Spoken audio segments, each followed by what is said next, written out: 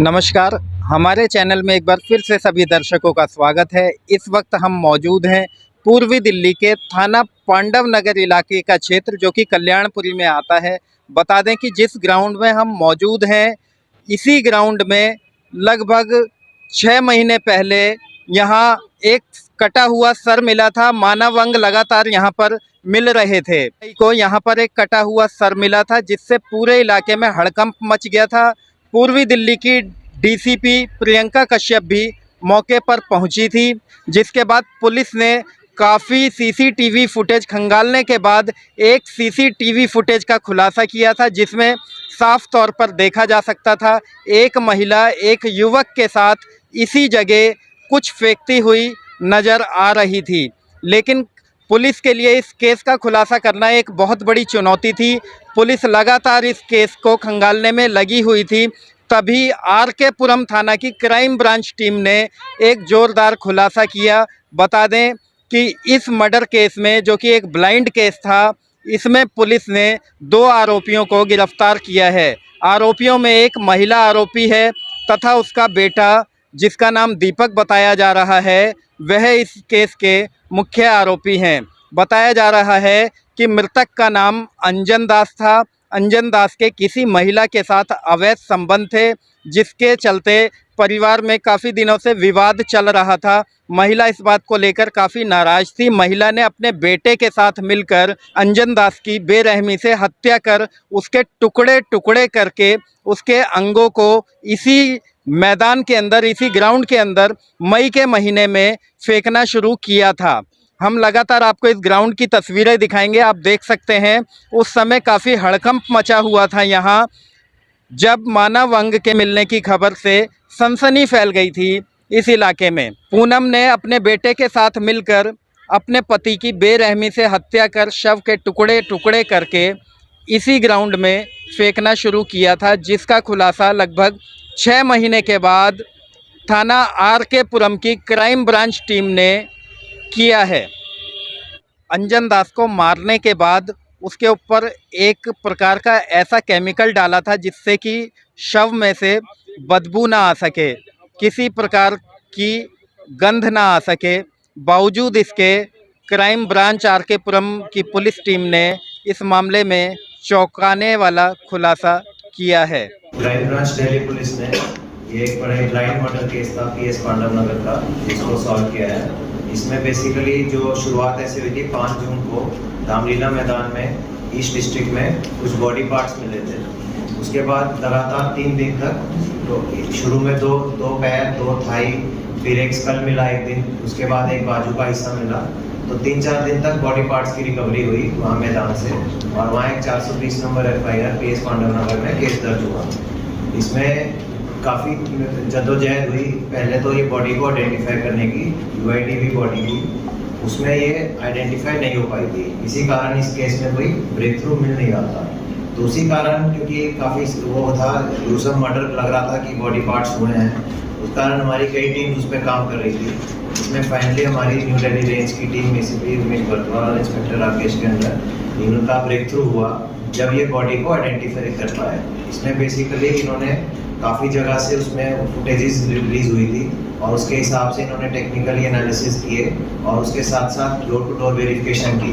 तो जब काफ़ी डोर टू डोर वेरिफिकेशन की तो एक बारी कुछ उसमें काम की बात नहीं निकल पाई, बट इन्होंने हिम्मत ना हारते हुए फिर उसको आगे बढ़ाया, और फाइनली ये जीरो इन कर पाए कि जो सस्पेक्टेड डिसीज्ड आदमी है अंजन दास हो सकता है।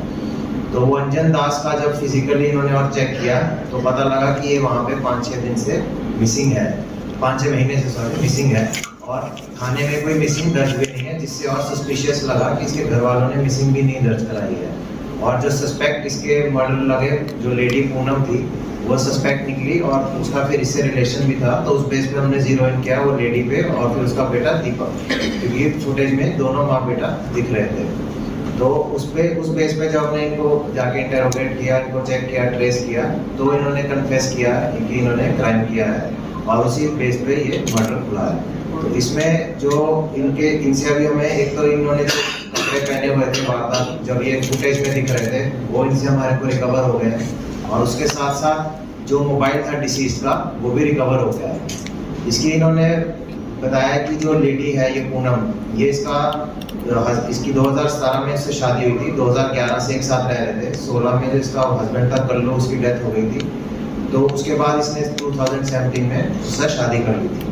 तो जो दीपक लड़का है वो कल्लू का बेटा है और उसके साथ एक बेटी भी थी। दीपक की शादी हो गई थी, फिर वो अलग रहने लग गया था। ये जो आदमी था इसकी शादी गांव में बिहार में भी हो रखी थी, इसके 8 बच्चे थे।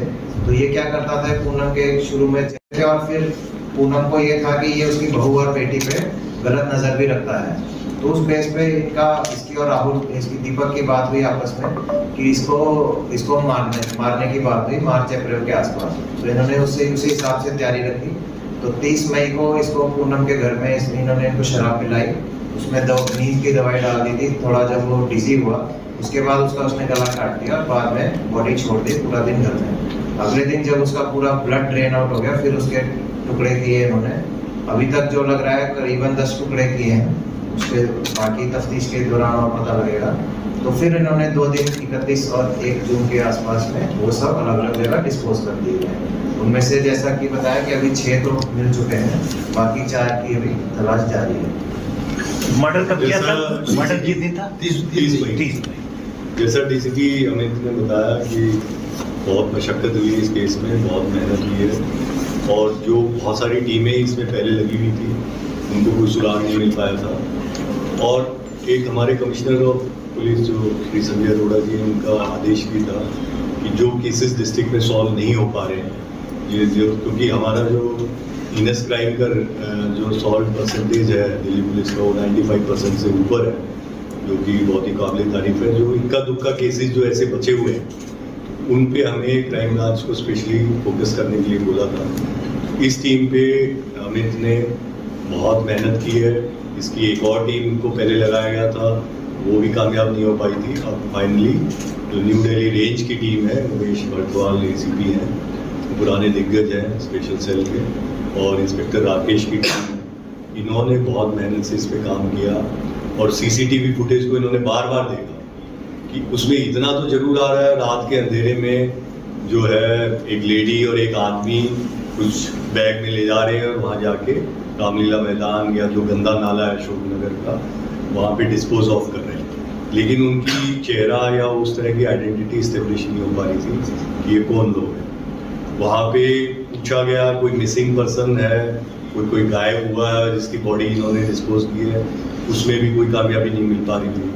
इन्होंने आसपास के पुलिस स्टेशंस की सारी मिसिंग छाने, उसमें भी कोई कामयाबी नहीं मिली। आसपास के डिस्ट्रिक्ट्स, उत्तर प्रदेश के थानों में भी इनकी टीम ने जाके काफ़ी छानबीन की।